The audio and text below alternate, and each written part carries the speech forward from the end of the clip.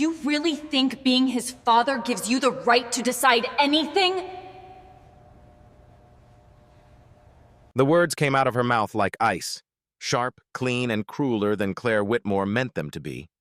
They hung in the air of the hospital corridor, somewhere between the antiseptic white walls and the buzz of the fluorescent lights, right where Marcus Reed was standing with his hands clenched so tight his knuckles went pale against his dark skin. In that second, he felt less like a father and more like a problem. To understand how a black single dad ended up being talked to like that by one of the most powerful white CEOs in the city, you'd have to go back a few weeks. Back to the rain. Back to the text that never should have been sent. Portland liked to pretend it only had one season. Wet. On that particular evening, the sky was a dirty gray and the rain didn't fall so much as it hovered, like the city was breathing mist. Marcus pushed open the door to his apartment building with his shoulder, a paper bag of groceries hooked in one arm and his 7-year-old son, Noah, asleep on the other. The kid was too big to be carried like that. Marcus knew it. His back knew it. But he also knew the way Noah's fingers curled into the collar of his jacket whenever his heart was working too hard. Tonight had been one of those nights. Too much walking, too many stairs, too little oxygen. "Almost home, buddy," he whispered, even though Noah was out cold, cheek pressed to Marcus's shoulder, curls damp from the drizzle. "Almost there." The hallway smelled like old carpet and someone's dinner. The overhead lights flickered in that annoying, haunted building way. Marcus balanced the grocery bag on his knee long enough to get the key in the lock, nudged the door open, and stepped into their little apartment. It wasn't much. A second-floor walk-up with peeling paint and a view of the parking lot. But it was theirs. A couch that had seen better days. A tiny kitchen. A bedroom for Noah. A pull-out sofa for Marcus. The hum of the fridge, the drip of the bathroom faucet, the soft pitter of the rain against the thin windows. Home. He laid Noah down on the faded Star Wars sheets, tugged off the boy's sneakers, and waited. 1, 2, 3 seconds, just long enough to see if Noah's chest was rising steady, if there was any strain in it. There was always strain. "Don't you dare leave me, little man," Marcus murmured under his breath, more habit than prayer. On the nightstand, his phone lit up with a new email. Cardiology Department, St. Mary's Medical Center. He picked it up, thumb scrolling through the message while he moved back into the living room. "We regret to inform you that your application for financial assistance for Noah Reed's procedure has been denied." The rest of the words blurred. Denied. Again. For the third time. He leaned back against the counter, shut his eyes, and let the frustration push up through his chest. He worked nights as a janitor at a downtown office tower, mornings loading trucks at a warehouse. He slept in small pieces, between shifts and doctor appointments. Child support from Noah's mom had never been more than a promise she couldn't keep. And none of it was enough. He opened his eyes and looked at the one piece of equipment that had followed him from his old life. A small handheld audio recorder, black and scuffed, sitting on the coffee table. Back when he was a sound tech for small venues, that thing had been an extension of his hand. Now it mostly collected dust and the occasional recording of Noah laughing, or the rain. Noah loved the rain. Loved listening to the way it changed when it hit glass, metal, concrete. Marcus had hours of it recorded. He grabbed his phone again, thumb hovering over the messages. At the top of the list was Nurse Lila, St. Mary's, the only person at the hospital who ever really talked to him like a human being. He started typing, anger and exhaustion steering his thumbs. "You know what? I can't stop thinking about you. The way you looked at me today, like I wasn't just some broke dad begging for scraps. I swear, you're the only one there who makes me feel like I still matter." It was messy, half confession, half vent. He hesitated, then added, "If I wasn't so damn tired and scared all the time, I'd probably ask you out for coffee. You make this whole nightmare feel a little less impossible." He stared at the words. Heat crawled up his neck. He knew he shouldn't send it. It was unprofessional, too personal, maybe even pathetic. But in that moment, with his kid sleeping in the next room and his bank account gasping for breath, Marcus just wanted to feel like he was talking to someone who saw him. He hit send, a soft whoosh, message sent. He exhaled, half regret, half relief, and then watched the name at the top of the thread. Dr. C. Whitmore, admin contact, St. Mary's Board. Marcus blinked. Then he froze. That wasn't Nurse Lila. Somehow, some way, he'd tapped the wrong thread. He'd just sent the most embarrassingly honest, slightly flirty message of his life to some administrator doctor lady he'd never even met. Shit, he whispered, heart slamming. No, no, no. He opened the hospital's appointment receipt, his eyes scanning. There it was in bold letters. Chief Medical Partner, St. Mary's, Dr. Claire Whitmore, CEO, Hale Biotech, CEO. His text, still glowing on the screen, stared back at him. You know what? I can't stop thinking about you. He dropped into the sagging couch and pressed the heels of his hands into his eyes. Congratulations, Marcus, he muttered. You just hit on a billionaire. Across town, in a glass tower that cut clean through the low Portland sky, Claire Whitmore was trying to ignore another board report when her phone buzzed on the desk. She almost didn't look at it. It had been that kind of day. 3 investor calls, 1 hostile email from the head of the regulatory committee, a manufacturing delay on their newest device, and the ever-present ache in her chest that wasn't physical but managed to feel like it. But the hospital's secure messaging system didn't usually send trash, so she glanced down. A new message. Unknown number, linked to St. Mary's patient profile. She unlocked the phone. You know what? I can't stop thinking about you. Her brows rose. She read the whole thing once. Then again, slower. You make this whole nightmare feel a little less impossible. It wasn't polished. It wasn't corporate. It wasn't the slick kind of flirting she'd gotten used to batting away at black tie events. It sounded tired, raw, like someone who had been standing in a storm for too long and had just decided to say what was on his mind. Claire leaned back in her chair, phone in hand, staring out at the rain streaking the floor-to-ceiling windows. In the glass, she saw her own reflection. Sharp bob of blonde hair, cool blue eyes, tailored suit, all hard lines and quiet control. "Who are you, Mr. Reed?" she murmured, glancing at the patient portal. Noah Reed, age 7, cardiac anomaly. Father, Marcus Reed. Mother, not listed. She clicked deeper. Financial assistance applications, denials, long notes from social workers. And there, an audio note attached to one of the forms. Curiosity tugged at her. She pressed play. Static, then a low male voice, a little rough around the edges, filled her office. This is Marcus Reed, father of Noah Reed. I'm just trying to see if there's any way to get him considered for the Hale Biotech trial. They said he doesn't qualify, but he's 7. He wants to run and play and climb things, and I'm just trying not to lose him. Please, call me back. In the background, she heard it. The soft patter of rain against a window. The exact same sound that had been in her brother's hospital room all those years ago. Her throat tightened, annoyance and something softer colliding in her chest. The message on her screen wasn't meant for her. That was obvious. But he'd sent it anyway. And he was tied to the very kind of case she tried not to think about after midnight. She could have ignored it. Should have, really. Boundaries were important. She had spent years building walls no one could climb. Instead, Claire found herself typing back. Mr. Reed, I believe this message wasn't intended for me, but I read it. I also listened to the audio note on your son's file. I'm Claire Whitmore. I run Hale Biotech. I'd like to meet Noah. Marcus stared at the reply until the words blurred. He'd been pacing the kitchen, phone in his hand, waiting for the ground to open up and swallow him.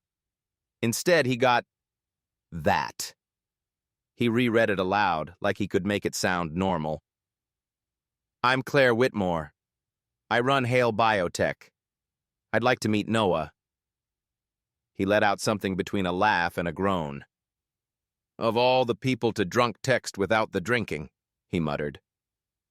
In the bedroom, Noah coughed in his sleep. Marcus's heart lurched toward that sound automatically, every instinct wired to that small chest rising and falling. He typed back, fingers clumsy. I'm so sorry. That message was not meant for you. Please just pretend you never saw it. He hesitated, then added, but if you really mean what you said about Noah, we'll be wherever you need us to be. It took less than a minute. Tomorrow. 9 a.m., St. Mary's Cardiology Wing. Ask for me. The hospital looked different in the morning. Marcus wore his one clean button-up shirt and the least scuffed pair of sneakers he owned. Noah held his hand tighter than usual, eyes wide behind his little round glasses. Is this the place with the robot heart thing? Noah asked, tilting his chin up. Marcus smiled, though it wobbled. Something like that, champ. The cardiology wing was all glass and soft colors designed to make you forget you were scared. It didn't work, not really. They were waiting on a plastic bench when she walked in. Marcus recognized her from a magazine cover in the lobby. Claire Whitmore in real life was almost exactly the same as in the photos. White, mid-30s, tall, composed. Expensive heels that didn't make a sound on the hospital floor. Her suit was slate gray. Her expression as she scanned the room was cooler than that. Then her gaze landed on them, on him, on Noah. She walked over, each step measured. Mr. Reed? She asked. Her voice was calmer than he'd expected. Controlled.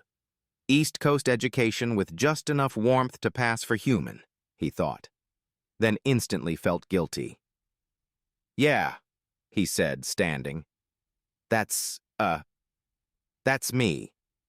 This is Noah. Noah stuck his hand out like he'd been practicing. Hi. Are you the robot heart lady?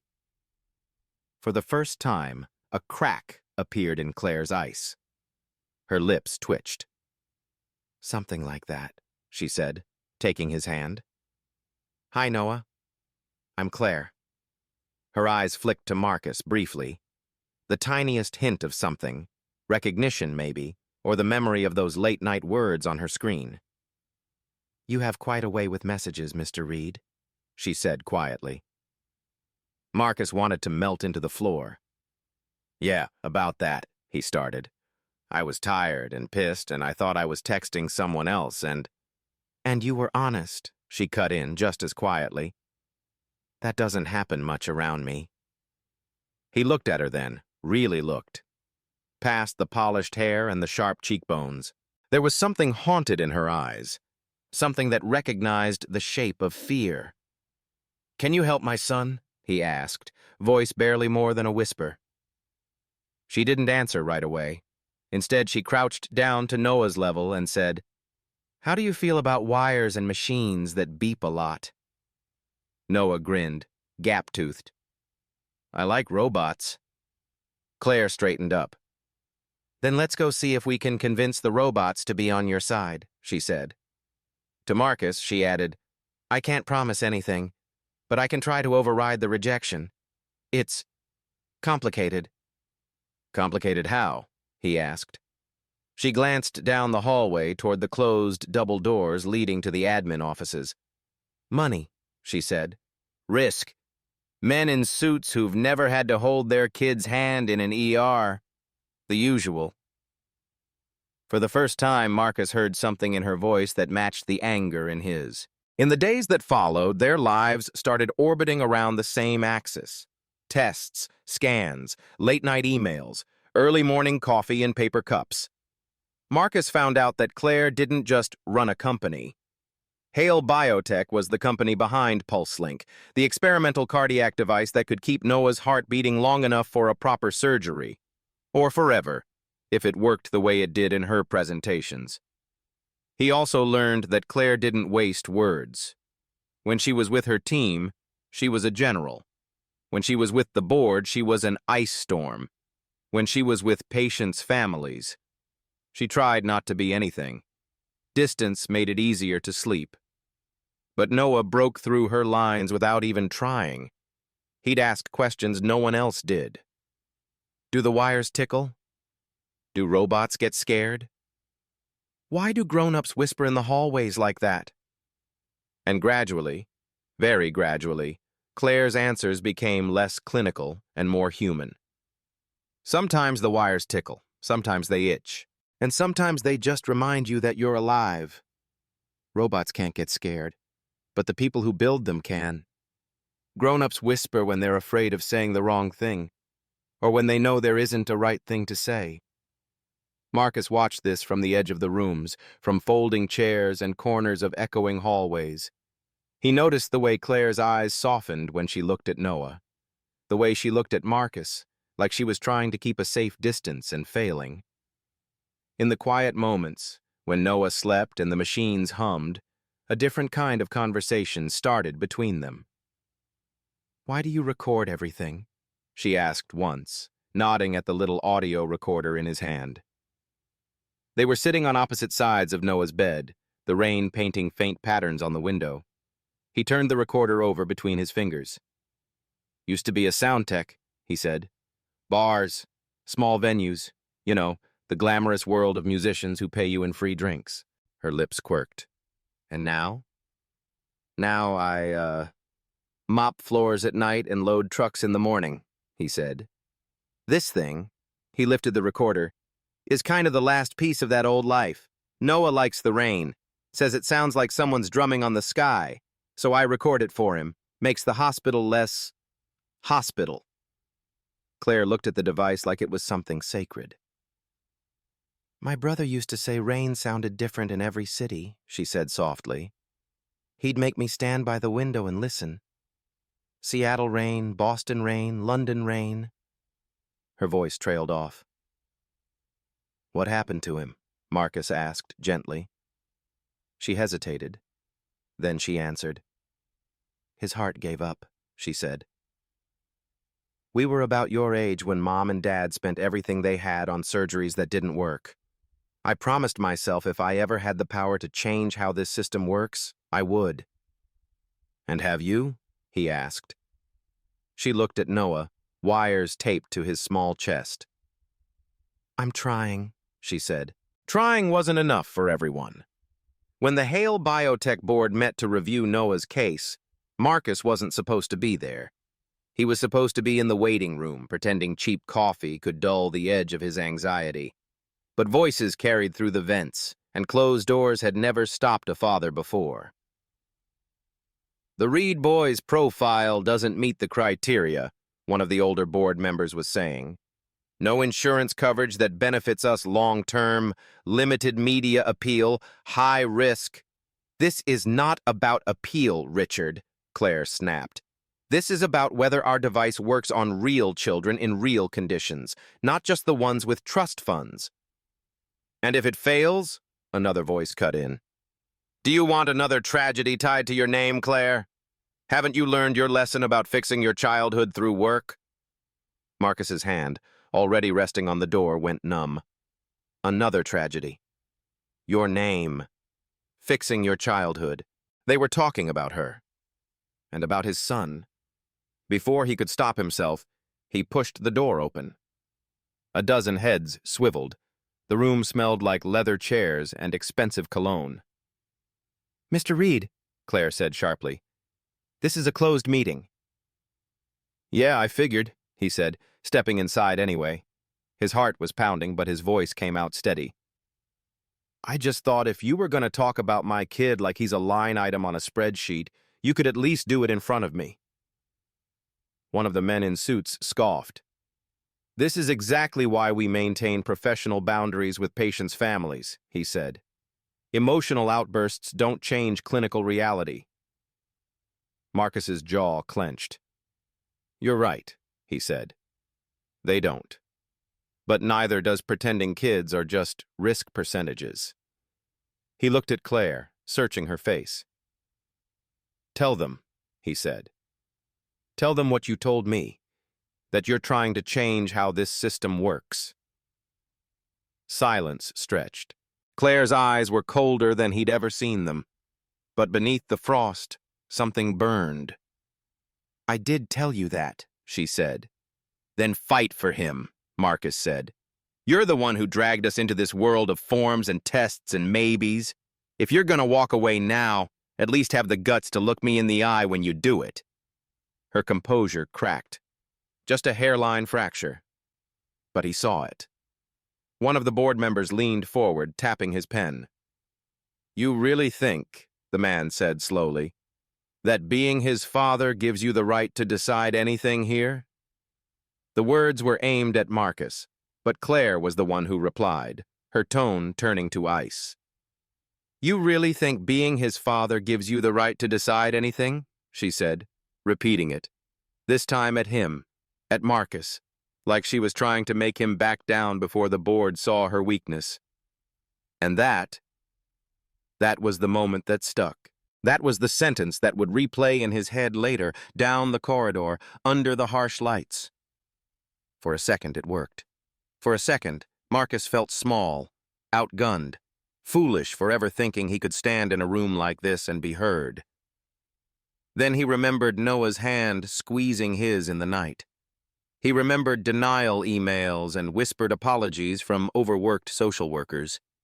He straightened his shoulders. I don't think being his father gives me the right to decide everything, he said quietly. I think it gives me the responsibility to never stop trying.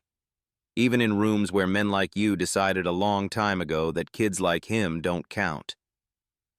The boardroom went still. One of the members muttered something about security, but Claire held up a hand. Everyone out, she said suddenly. What? Richard sputtered. You heard me, she said. This meeting is adjourned. I'll make the recommendation to the ethics committee myself. Claire, if you think I'm going to stand here and watch a group of people who have never missed a medical bill tell a father his son's life isn't worth the risk to our quarterly numbers, you're welcome to fire me, she said, voice trembling not from fear, but from a rage she'd kept locked away for years. Until then, get out of my conference room. Chairs scraped, grumbling, the slow exodus of expensive shoes. When the last suit was gone, the door clicked shut. Only then did Claire's shoulders drop. She leaned her hands on the table, stared at the polished wood, and exhaled like she'd been holding the same breath since her brother's last. Marcus stood near the door, every muscle still wired for a fight. You didn't have to do that, he said. Yes, she said without looking up. I did. Will it work? He asked. The ethics committee, the override, all of it? She lifted her head, met his eyes. I don't know, she said honestly. But if they won't approve it, I'll find another way. You were right. I dragged you into this. I'm not going to let you walk out alone. For the first time since he met her, he saw Claire not as a CEO, not as the white woman in charge of everything he couldn't control, but as someone who was just as scared of hospitals as he was. Someone who'd lost too much in rooms like this. The approval came 3 days later. The procedure was scheduled for the following week. Marcus didn't sleep much in those days, living on coffee and adrenaline, pacing the hospital hallways while Noah made friends with every nurse on the floor. Claire was there more than her calendar liked, dressed down now, cardigan instead of blazer, sneakers instead of heels, like the hospital had slowly peeled off her armor. The night before the surgery, rain hammered against the windows. Portland had decided to make it dramatic. Noah lay between them, attached to monitors, eyes wide open in the dim light. Dad, he said. Yeah, champ?